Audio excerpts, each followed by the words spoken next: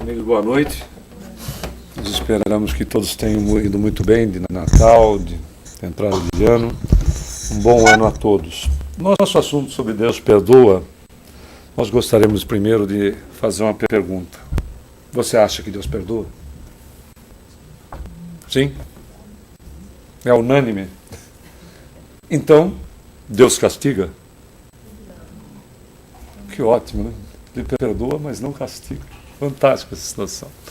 Nós vamos fazer uma verificação de quando esse aspecto de erro-perdão começa a aparecer ao longo da nossa evolução. Você pode imediatamente se ligar aos aspectos do Velho Testamento, não é verdade? No Velho Testamento nós vamos encontrar a figura de Adão e Eva, uma figura simbólica, até porque de Adão e Eva são gerados, é simbólico, é um simbolismo, é também a representação máxima da história do povo hebreu. Por que é simbólico? Porque Caim matou Abel e foi para a terra de Nod. Quem era o Nod aí se só tinha o Adão e a Eva, e o Caim e o Abel. Naturalmente, ele leva todo um simbolismo da passagem relacionada aos aspectos dos capelinos, que segundo nós encontramos no livro de Emmanuel, o Espírito, através da psicografia de Franciscano Xavier, que se chama Caminho da Luz, nós temos na constelação de Cocheiro uma estrela que se chama Capela, e um dos planetas que circunda Capela havia chegado numa condição evolutiva saindo do processo de expiação e provas para a regeneração. E espíritos que não estavam mais conformes ao estágio evolutivo desse planeta, ou desta condição de expiação e provas indo para a regeneração, e que não aceitavam esse aspecto, porque ele é opcional, nós mudamos quando nós quisermos, sim ou não?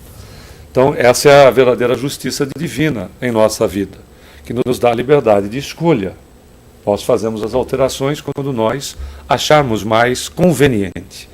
Então, esses espíritos não aceitavam esse processo e vêm, então, para o planeta Terra na condição de alavancar o estágio primitivo que os habitantes do planeta se encontravam e, ao mesmo tempo, em contato com as criaturas mais simples, necessitando dessas criaturas, exercem o trabalho de fraternidade, de solidariedade, na condição de que dão uma alavancagem na evolução do nosso planeta. Por isso que cientificamente não se entende ainda até hoje como que há 10 mil anos atrás, mais ou menos, você tem uma alavancagem evolutiva que se sai praticamente do pau e pedra para uma condição muito superior, que é exatamente a chegada dos capelinos, que é simbolicamente a situação do Adão e Eva, que viviam no paraíso, porque a relação, imagina, não é?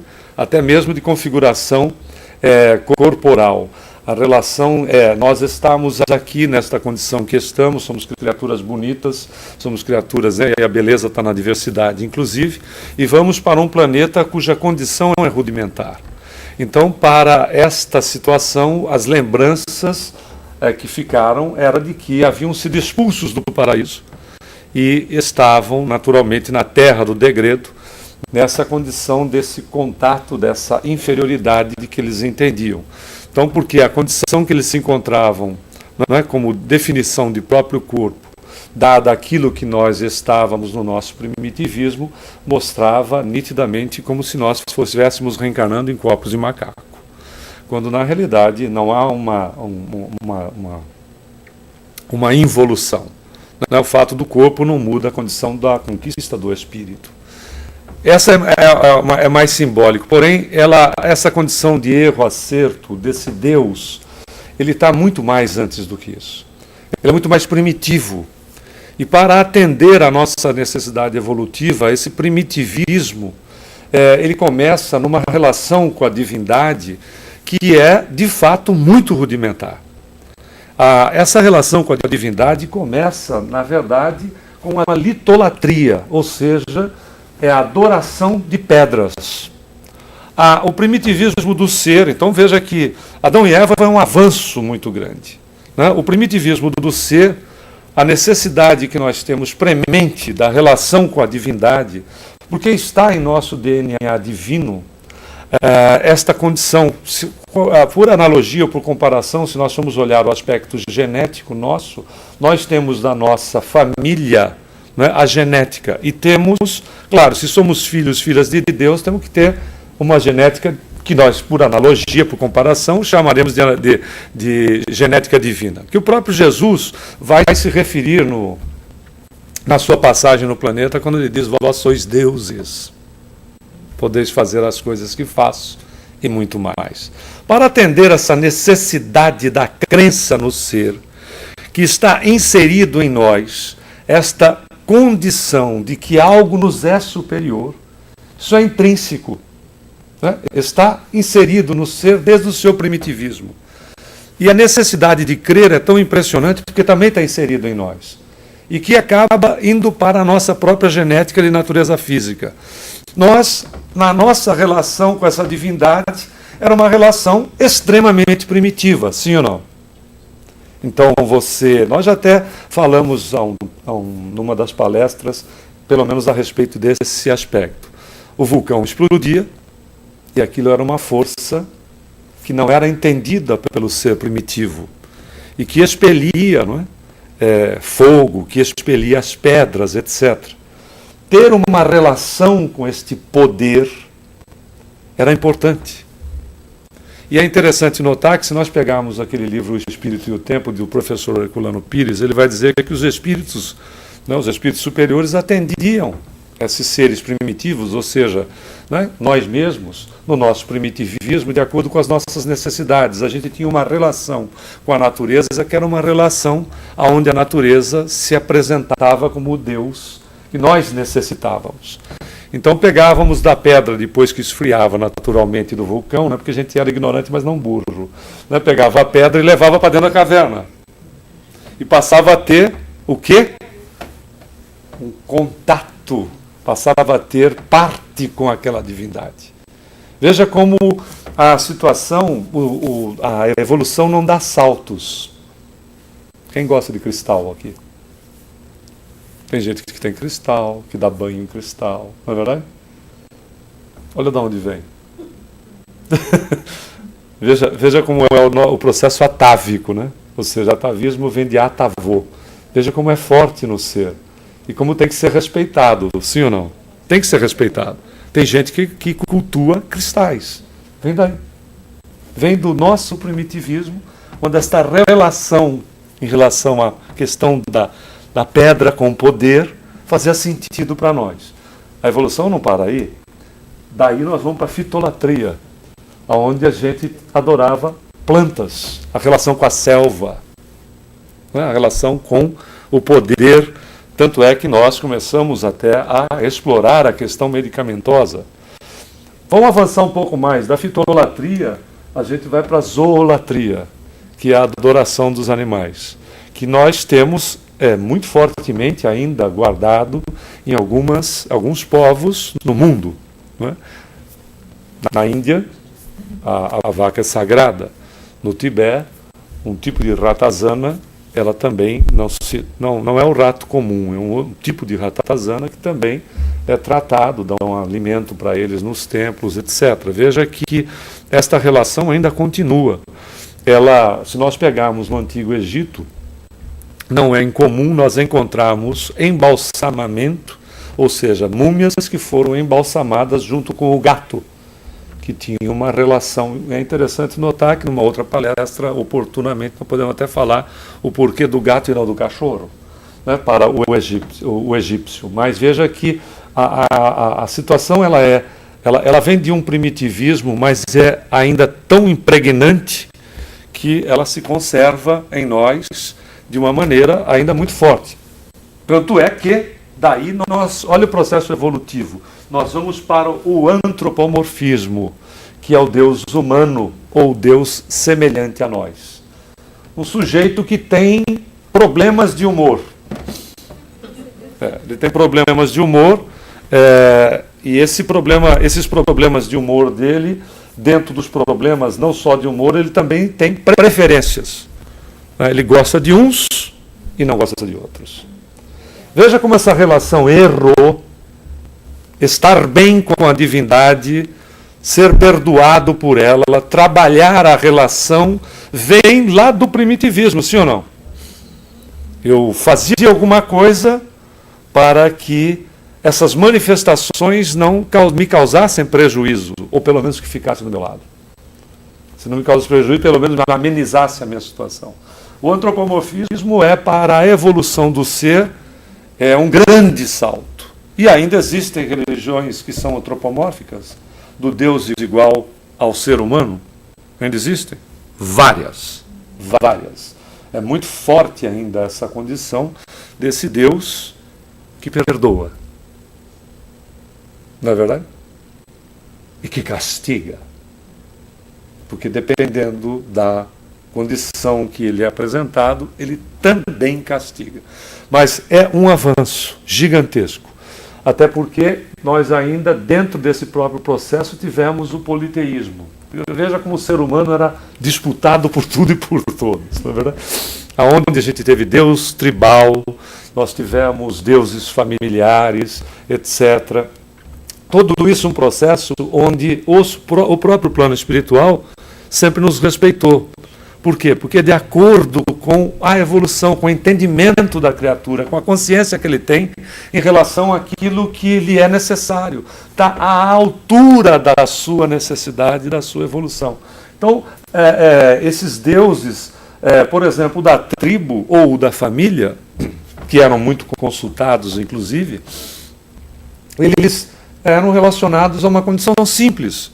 Num agrupamento, o indivíduo que auxiliasse mais esse agrupamento, né, que auxiliasse, fosse uma criatura que se destacasse na tribo, quando ele morria, ele passava a ser, ele continuava tendo um cultuamento, porque se ele era importante no aspecto da vida dele, na morte dele ele também seria importante, ele também era importante.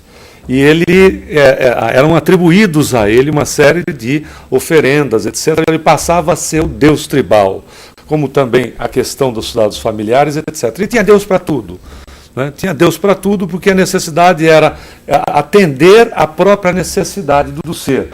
Veja que, com Moisés, nós ainda temos um Deus que ele é totalmente antropomórfico, mas já quebrada a estrutura do politeísmo, de vários deuses, onde vamos para o monoteísmo, ou seja, a crença em um Deus único. Mas esse Deus ainda também nessa mesma configuração. É um Deus de exército, é um Deus de humores, é um Deus que protege, por exemplo, uma nação e pode ficar contra a outra. É um Deus que perdoa determinados indivíduos, mas não necessariamente perdoa a outros. Veja como vem lá de longe, né? Vem do nosso primitivismo a condição de um Deus que perdoa, mas que não castiga. Dependendo da conformação dele, ele castiga. Aí a gente pergunta de novo, Deus perdoa?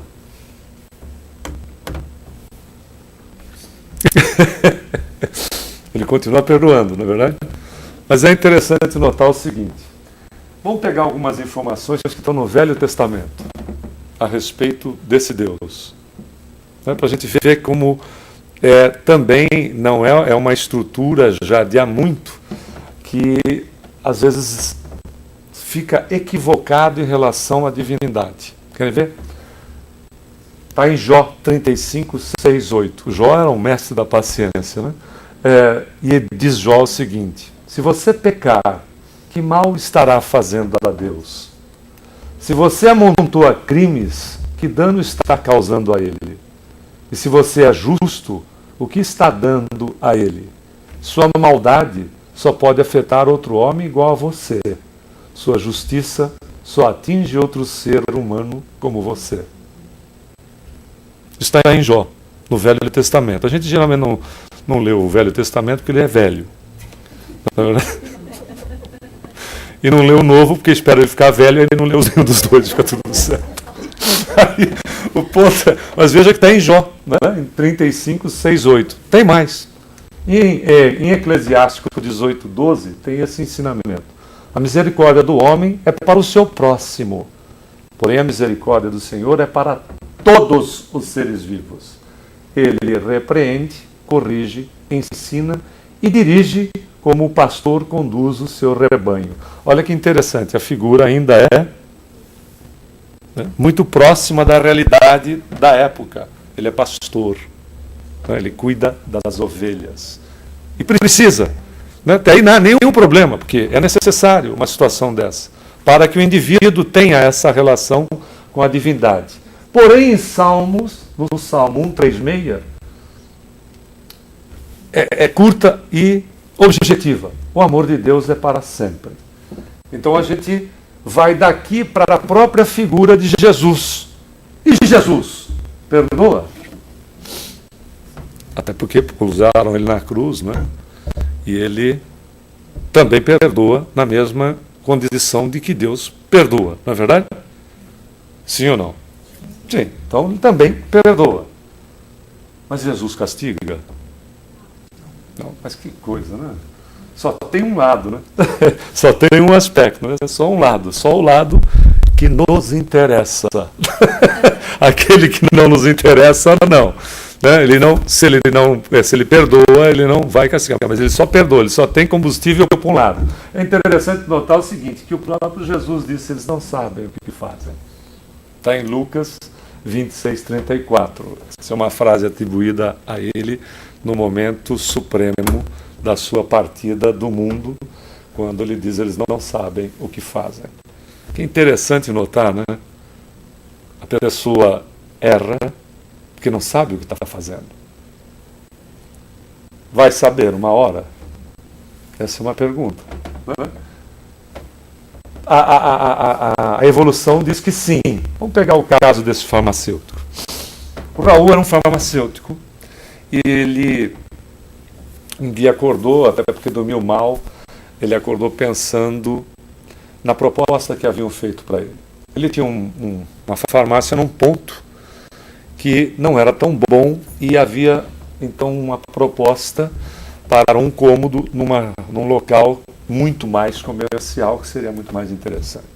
Mas precisava fazer uma reforma no novo ambiente, para deixar de acordo com as determinações legais, né, das exigências para ele montar a farmácia.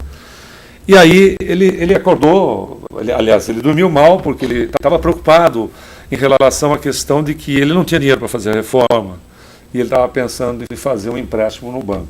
Mas ele não sabia também, né, a preocupação dele era se a esposa dele ia concordar ou não com o aspecto, né? Porque geralmente a gente acha que manda alguma coisa.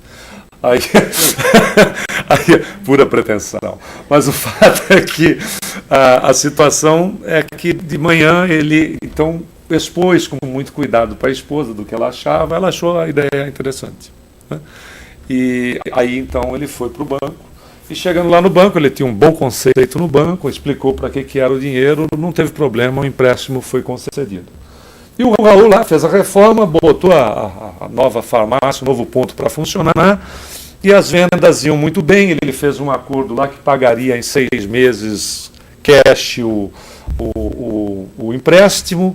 Ele, inclusive, como as vendas estavam indo muito bem, ele foi então guardando dinheiro para fazer o pagamento, e chegou na data do pagamento, por um imprevisto acontecido, ele não foi lá saldar a dívida, porque a esposa, pouco tempo antes, ficou doente e ele teve que usar o dinheiro para as despesas hospitalares que não foram baixas.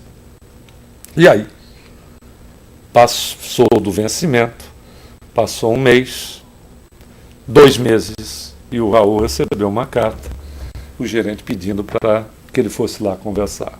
Aí ele estava arrasado, envergonhado, tinha feito um acordo, não havia cumprido, aquela situação embaraçosa, etc. Aí a réstia de coragem que o Raul tinha, ele foi lá falar com o gerente. Chegou lá, o gerente apertou o tal do santo do Raul, né? Arrochou o Raul, e o Raul disse assim, olha, eu fiz realmente essa proposta para pagar, explicou lá todo o problema da situação da sua doença da esposa, e diz assim, como você sabe, eu sou um sujeito, né, honesto, digno, etc., eu vou te fazer um pedido, né? Porque é a última cartada que ele podia dar. Ele disse assim, eu gostaria que o banco perdoasse a minha dívida. O gerente quase caiu da cadeira. Disse assim, amigo, desculpa, né? Se eu perdoar a sua dívida, por uma questão de justiça, eu vou ter que perdoar de todo mundo. E aí, adeus banco. O banco deixa de existir, né? Porque o banco quebra. Então você me desculpe, não vai ter perdão de dívida aqui. O que a gente pode fazer é um acordo. E aí, dependendo do acordo, né, nós podemos aí então fazer essa negociação, se for interessante, para o banco e para você, né? Aí o Raul, então, o gerente botou lá para ele um parcelamento. Você contratou no atacado, mas eu vou te parcelar. Te coloco os juros, e o Raul fez os cálculos de cabeça e disse, tá bom, dá para eu pagar. E aí, fechou o acordo, era um valor que ele conseguia pagar durante as prestações, com as prestações todas. O Raul foi satisfeito e, de fato, o Raul cumpriu lá com o combinado e pagou as prestações e quitou a sua dívida com o banco. Interessante que, às vezes, em relação a Deus, a gente quer exatamente o que o Raul pediu. Não é verdade? Me isenta da dívida. Não é verdade? Me perdoa da dívida. Percebeu a relação, não? Tem. É interessante que, na realidade, como é que ficaria a justiça? Na mesma proporção da historinha do banco. Quer ver uma coisa? Você pega o seu carro, né? Nós pegamos o nosso carro e saímos que nem um maluco dirigindo. E aí, se é 70 milhas por hora, a gente anda na velocidade que você quiser. Aí o fato é, a I-95 deve ser 65. Você pode andar a 100? Pode. Não deve, mas pode. Ok. Mas esse todo mundo anda, quando tem lá o cidadão que vai atrás do nosso carro, você pode dizer assim, todo mundo estava andando, mas eu peguei você. Ah, mas eu não sabia. Não saber não é pressuposto de se isentar perante a lei. Não é verdade? A lei é aplicada para quem sabe e para quem não sabe. E se passaram 10, todos a 100, e ele pegou você, ele não pode pegar 10, todos 10 ao mesmo tempo, mas ele pegou você. Você pode andar a 100, a 120, do jeito que você quiser. Tudo bem, só que tem um aspecto de uma responsabilidade que você assume e o indivíduo, então, né, te penaliza, seja pelo radar, seja por onde for, ele te penaliza e você vai ter que pagar. A pergunta que se faz aí, a gente está levando exatamente para os aspectos. Você diz, mas o que isso tem a ver com o perdão de Deus? A gente vai chegar lá. A pergunta que se faz aí é o seguinte. Quando nós andamos Veja que é o mesmo caso do Raul, né, semelhante ao caso do Raul. A gente chega para o guarda e diz, mas então me desculpa aí, né, o senhor me perdoa da multa. Amigo, desculpe, eu não sabia, desculpe. Agora você está sabendo. Você está sabendo, está aqui o ticket, vai lá e paga. Não é? Você não sabia, agora sabe, vai lá e paga. Aí, muito bem.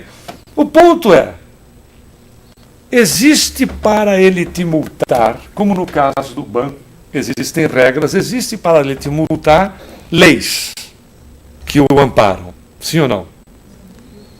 Ele usa das prerrogativas desse mecanismo para te multar.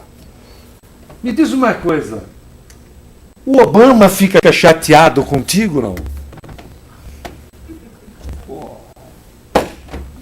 O cara é espírita, frequenta, né? O Obama, no discurso dele, frequenta o CCSC, sai de lá e me leva uma multa.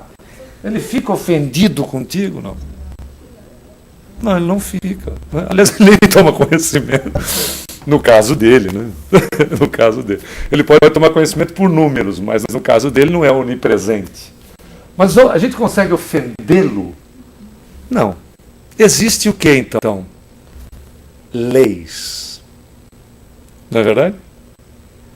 Leis as quais nós causamos, né, uma contrariedade e nós estamos contra a lei. Mas o Obama não fica chateado conosco.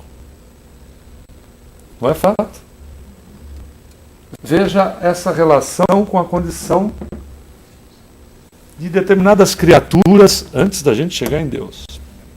Esse cidadão aí que todo mundo, que nós conhecemos, né, que é o Chico, certa feita, entre tantas histórias que esse missionário viveu, ele entregou uma mensagem para uma mãe do filho desencarnado.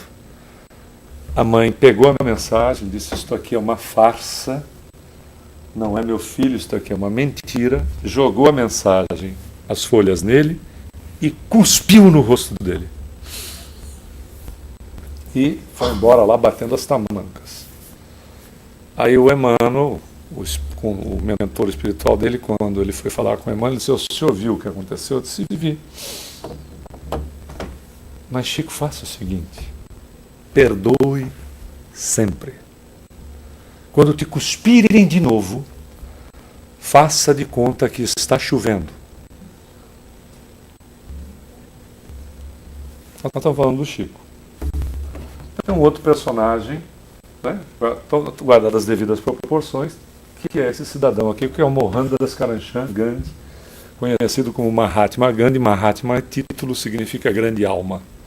Então, grande alma Gandhi, que foi o libertador da Índia, que libertou a Índia num pacto de não violência, e a violência acabou tirando-lhe a vida, né, porque ele acabou sendo assassinado. Um repórter inglês fazendo uma entrevista depois da libertação da Índia do jugo inglês, que eles foram dominados, né, durante um grande período, ele foi preso, quem vê a biografia do Gandhi viu que ele não pegou moleza, né, não teve facilidade nenhuma. E o repórter chegou para ele e disse assim: o senhor perdoou aqueles que se posicionaram como seus inimigos e que o fizeram sofrer, né, com prisão, etc., com uma série de situações? Ele disse: não. Mas o senhor, sendo um Mahatma, né, ou seja, uma grande alma, não perdoou as pessoas que lhe fizeram mal? Ele disse: não. Mas por quê? Porque elas nunca me ofenderam. Interessante notar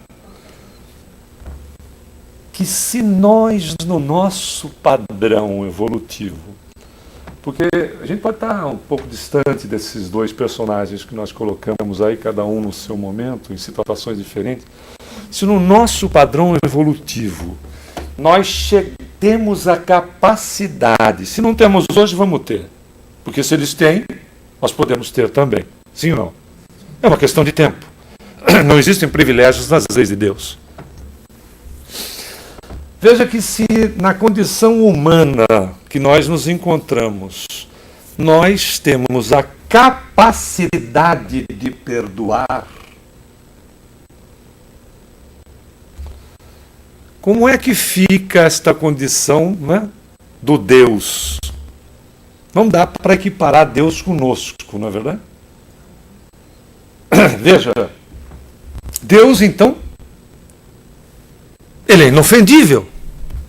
Ou seja, você não consegue ofender.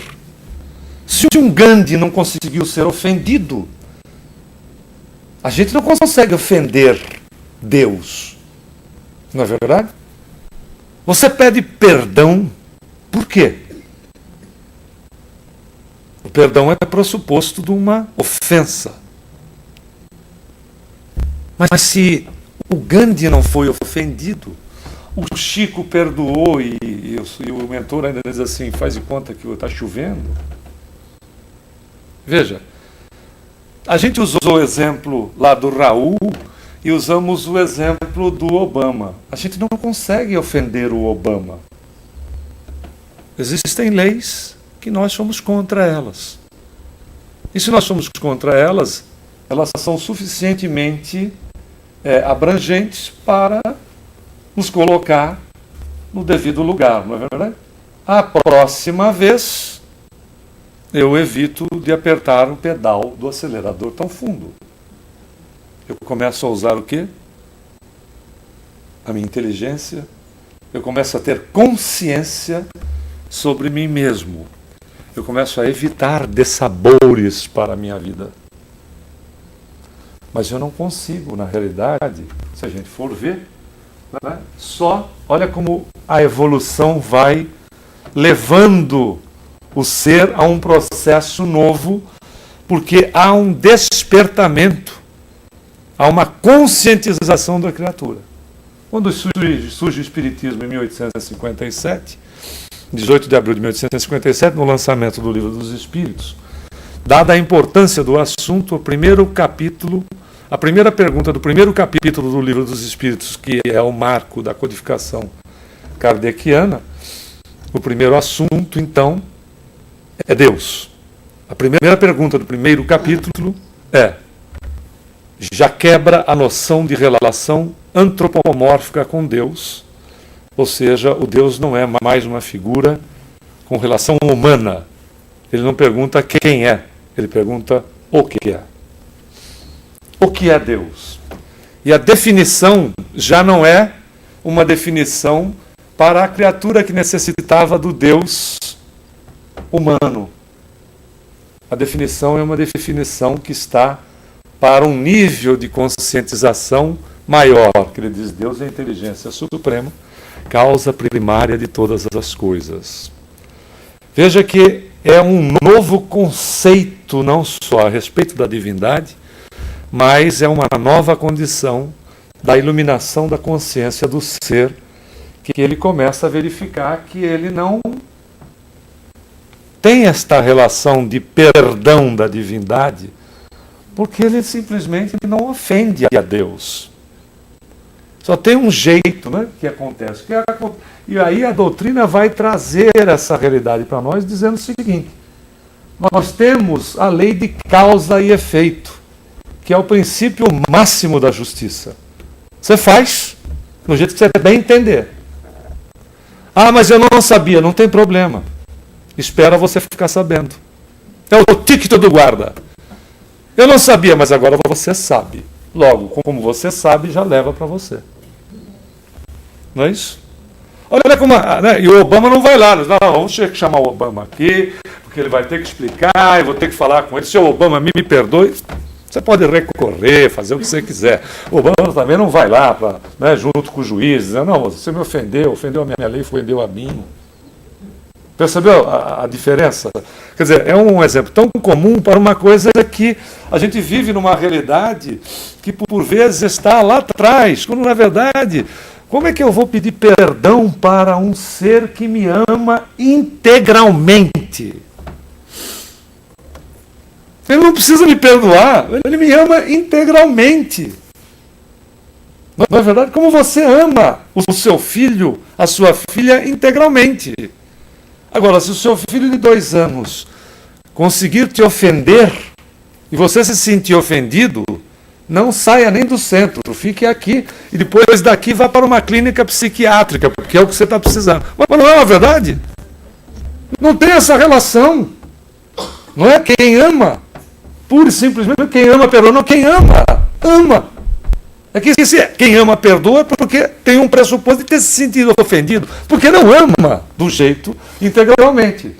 Porque quem ama integralmente, não existe a condição de ser ofendido. O que acontece é que existem leis. Eu faço o que eu bem entendo e me responsabilizo pelo que eu estou fazendo. Isso é justiça. Né? A condição de dizer: então você me perdoa e ele alivia para o meu lado, ou ele quebra as leis para que eu saia livre da responsabilidade, é o caso do Raul. Me perdoa a dívida aí. Aí o banco quebra. Se ele tiver que ser justo, ele tem que perdoar de todos os devedores. E o que acontece? Então, Jesus vem e traz o seu evangelho mostrando, olha, existem leis que são universais. E se você quiser viver bem consigo mesmo, comece a adotar posturas que sejam diferentes daquelas que você tem ouvido. Você tem ouvido, não é? Diz Jesus, tendes ouvido que você tem que amar o seu amigo e desprezar e odiar o seu inimigo. Mas eu vos digo o contrário. Amai os vossos inimigos. Orai por aqueles que vos caluniam e vos perseguem. Diz a Pedro, não perdoa 70 vezes, mas 7 vezes, mas sim 70 vezes 7 vezes. Se você for fazer a sua oferta no altar e lembrar que tem alguma coisa contra alguém, ou seja, olha o que é mais importante. A sua relação com a divindade é uma relação que começa na figura do outro. Você deixa a tua oferta ali, não precisa fazer a tua oferta, vai lá e se reconcilia com ele. Veja que a relação está muito longe, porque se Deus nos ama integralmente, eu não preciso ficar me reconciliando com Deus, eu preciso me reconciliar com o semelhante e me reconciliar comigo mesmo, porque eu me insiro dentro das leis, né, que regem o universo. E aí, a gente foi buscar alguns ensinamentos, esse está em André Luiz, é de André Luiz, espírita, no livro O Espírito da Verdade, que é uma psicografia do Francisco de Xavier, do Valdo Vieira, que ele diz assim: Deus é equidade soberana, não castiga e nem perdoa, mas o ser consciente profere para si, ou seja, nós, as sentenças de absolvição ou culpa ante as leis divinas. Quem me absolve ou quem me culpa sou eu mesmo. Quer um processo de culpa? É o remorso. Fiz, tenho consciência de que fiz, preciso fazer diferente. Essa é uma condição. Continua o André Luiz. Nem castigo, nem perdão. Porque faz sentido, né? Senão, nem castigo, nem perdão. Deus não castiga porque suas leis são de amor. E não perdoa porque jamais se ofende. Ou seja, ele tem leis, e se eu estou contra ela, eu estou contra a minha própria natureza. Quando nós estamos contra a nossa própria natureza, nós começamos a viver em desequilíbrio. Precisamos equilibrar essa relação na nossa vida. Tem mais, o perdão é o ato de aliviar a culpa alheia sem ter de corrigi-la. É ou não é verdade? Por meio das dificuldades, o Criador nos impõe o recurso da corrigenda, não pelo perdão, mas pelo amor. Você pode encontrar no livro Alvorada de Bênçãos, que é de Braga. Tem mais coisa ainda. O arrependimento, diz Kardec no livro Céu e Inferno, suaviza os amargores da expiação, abrindo pela esperança o caminho da reabilitação. Só a reparação, contudo, pode anular o efeito, destruindo-lhe a causa. Do contrário, o perdão seria uma graça, não uma anulação. O que acaba acontecendo, então, diante dessa realidade? Eu tomo consciência, e tomando consciência, quer dizer, qual é o ponto fundamental dessa tomada de consciência? Diz Humberto de Campos, no livro Boa Nova, através da psicografia de Francisco de Xavier, que diz o seguinte: o remédio de Deus é o tempo. O tempo faz o quê? Faz a gente se conscientizar do que o que está fazendo, ou o que fez, se não foi adequado, precisa ser refeito. Olha o que o Kardec diz. Não é eu vou pedir perdão e me isentar da responsabilidade que é minha. Eu, agora, consciente, assumo a responsabilidade e faço de forma diferente, diante da minha própria realidade para com o semelhante. Eu não ofendi a Deus, na realidade, eu ofendi a mim mesmo. Porque tudo aquilo que eu faço para o outro, eu faço para mim. Seja de bom, seja de mal. Quando eu faço bem para o outro, eu estou fazendo bem para mim. Quando eu faço mal para o outro, também é uma verdade. Ou seja, é uma relação entre, não é? Exatamente, nós mesmos. Então, o chamado perdão de Deus somente é concedido caso o infrator se disponha a reparar o mal que praticou. Porém, isso é bem simbólico, porque a própria lei divina é que foi atingida, e não propriamente Deus. A gente não atingiu Deus, a gente está contra a lei. Nós não atingimos o Obama, a gente só infringiu a lei. E a lei, vem alguém que aplica. No nosso caso, quando a gente se conscientiza, a gente aplica a lei em nós mesmos. Uma vez conscientizados assim, eu não devia ter feito desse jeito. Agora também, não vou ficar vivendo em culpa. O que eu faço? Eu faço diferente a partir de agora. Não tinha consciência, mas agora tenho. Veja como é um processo de evolução, né? E como todo esse aspecto daquilo que a gente acreditava, da forma que acreditava, foi respeitado. Por isso que Jesus disse, das ovelhas que o meu Pai me concedeu, ou seja, simbolicamente a responsabilidade dele como Senhor planetário para com todos nós dentro do planeta, ele disse, as ovelhas que o meu Pai me concedeu, nenhuma se perderá. Por quê? Porque é exatamente como é que ele faz com que nós não nos percamos. Ele não vem conduzir-nos contra a nossa vontade. Ele traz o Evangelho há mais de 2000 anos, esperando que a gente vá se conscientizando, cada um de nós no seu tempo, no momento que lhe é mais oportuno, mais interessante, e é através do seu Evangelho que, se nós formos olhar, é um roteiro literal, é um roteiro para a gente não se perder em relação a nós mesmos. Não é verdade? Ou seja, nenhuma das ovelhas que o Pai concedeu a ele se perderá. Através do quê? Do roteiro do Evangelho. Que é exatamente uma relação simples de fazer para o outro aquilo que a gente quer que o outro faça para nós. Naquele mesmo momento, não importa. No momento que o outro tiver condição de se conscientizar. Por isso que o Paulo de Tarso, na Epístola aos Romanos, ele diz o seguinte, para a gente, inclusive, granjear, fazer amigos com a riqueza da iniquidade, ou seja, com a riqueza da injustiça. Porque uma vez perdoando as pessoas, na realidade, quando aquelas pessoas se conscientizarem em relação àquilo que fizeram, serão elas os nossos maiores benfeitores. Porque às vezes está em nossas mãos o processo da vingança. E não se utilizando desta condição de buscar a justiça com as próprias mãos, nós estamos exatamente cultivando amizades para o futuro, quando essas criaturas se conscientizarem. Portanto, a pergunta que se faz é, Deus perdoa?